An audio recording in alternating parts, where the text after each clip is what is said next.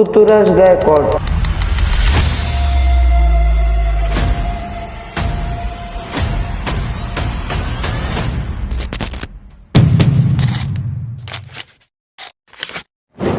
एक ऐसा नाम जो कोई नहीं जानता कि T20 में क्यों ड्रॉप हुआ, क्योंकि अगर हम बात करें ऋतुराज गायकवाड की, जिनका IPL परफॉर्मेंस टॉप क्लास था, जिनके इंटरनेशनल रन्स भी थे, जिन्होंने 2 शतक भी जड़े, उन्होंने ऑस्ट्रेलिया के सामने शतक जड़ा, उन्होंने जिम्बाब्वे के सामने शतक जड़ा, और जब ऋतुराज गायकवाड ड्रॉप हुए तब उनका एवरेज स्ट्राइक रेट सब कुछ शुभमन गिल से ज्यादा था। तो आपने ऋतुराज गायकवाड को किस बेसिस पे ड्रॉप किया? ऋतुराज गायकवाड का ड्रॉप होना नहीं बनता था। मैं खुद KKR का फैन हूँ, नहीं तो आपको लगेगा कि मैं CSK का फैन हूँ इसीलिए ऐसा बोल रहा हूँ, लेकिन मेरिट के बेसिस पे ऋतुराज गायकवाड का बाहर होना नहीं बनता था। उन्होंने जिम्बाब्वे में रन्स बनाए, उन्होंने ऑस्ट्रेलिया में रन्स बनाए, उन्होंने IPL में रन्स बनाए, उन्होंने हर जगह पर रन्स बनाए, लेकिन उन्हें क्या मिला? ड्रॉप। और आप किस बेसिस पे शुभमन गिल को ऋतुराज गायकवाड के ऊपर चांस दे रहे हो? इसीलिए कि उनकी PR अच्छी है और उन्हें आप फ्यूचर स्टार बनाना चाह रहे हो। ऋतुराज गायकवाड का मेरिट के ऊपर खेलना बनता है और वो 100% बनता है।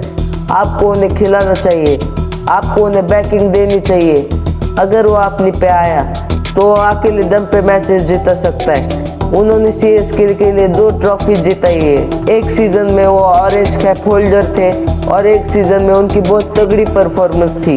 अगर हम बात करते हैं मेरिट की, तो शुभमन गिल को ऋतुराज गायकवाड के ऊपर चूज करना एक बहुत ही बड़ी बेवकूफ़ी है, ऐसा मुझे लगता है। पर्सनली मुझे शुभमन गिल ज़्यादा अच्छे लगते हैं, लेकिन T20 में ऋतुराज गायकवाड का खेलना बनता है, शुभमन गिल का खेलना नहीं बनता है। ये एकदम मेरिट की बात है। आपकी परफॉर्मेंस क्या है? आपके मतलब 126 की स्ट्राइक रेट है, आपके अभी T20 में 26 के एवरेज है। आपने 2025 में ऐसा कुछ किया नहीं है, और ओवरऑल भी ऋतुराज गायकवाड एक बहुत ही अच्छे प्लेयर रहे हैं T20 के as compare to Shubman Gill. और मैं कोई शुभमन गिल का हेटर नहीं हूँ, मुझे भी शुभमन गिल पसंद है, लेकिन मुझे लगता है कि सिलेक्शन हमेशा मेरिट के ऊपर होना चाहिए, जो कि ऋतुराज गायकवाड डिजर्व करते हैं। वो इतना बड़ा प्लेयर है, लेकिन वो कोई भी फॉर्मेट नहीं खेल रहा, वो सिर्फ और सिर्फ IPL खेल रहा है। ऐसा क्यों? क्या ऋतुराज गायकवाड किसी से कम प्लेयर है? अगर वो अपने पे आए तो वो अकेले दम पे मैचेस जीता सकते।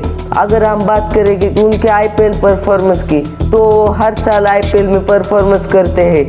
चाहे हम बात करेंगे डोमेस्टिक की, तो वो डोमेस्टिक में भी परफॉर्मेंस करते हैं। उनका चाहे आप लिस्ट रिकॉर्ड देखे, डोमेस्टिक रिकॉर्ड देखे, या फिर अगर आप उन्हें इंडिया में चांस भी देते हो, उसमें भी आप उनका रिकॉर्ड देखे। अभी उन्हें ODI में चांस मिला, उन्होंने क्या किया? सीधे शतक जड़ा। ये है ऋतुराज गायकवाड। और ऋतुराज गायकवाड T20 में खेलना 100% बनता है। संजू सैमसन, ऋतुराज गायकवाड, ये दोनों भी बनते हैं विद अभिषेक शर्मा।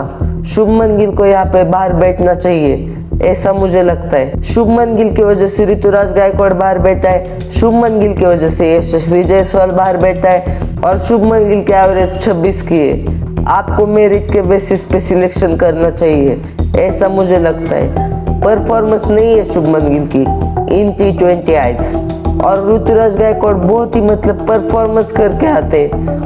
उनकी परफॉर्मेंस हमेशा टॉप नॉच होती है। मेरा सवाल गौतम गंभीर जी से ये है कि क्या आपको ऋतुराज गायकवाड पसंद नहीं है, इसीलिए आप शुभमन गिल को खिलाते हो और ऋतुराज गायकवाड को नहीं खिलाते?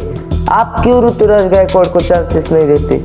ऋतुराज गायकवाड परफॉर्म करते हैं डोमेस्टिक में, रणजी में, सैयद मुश्ताक अली में और लिस्ट ए में, सारी तरफ ऋतुराज का परफॉर्मेंस है, लेकिन ऋतुराज हमेशा टीम से बाहर रहता है। उन्होंने ऐसी गलती क्या की है? क्योंकि धोनी ऋतुराज मतलब धोनी और ऋतुराज का कॉम्बिनेशन बहुत अच्छा है, इसीलिए गंभीर को क्या ऋतुराज गायकवाड पसंद नहीं है? क्यों आप मतलब बार बार शुभमन गिल को फेवर करते हो?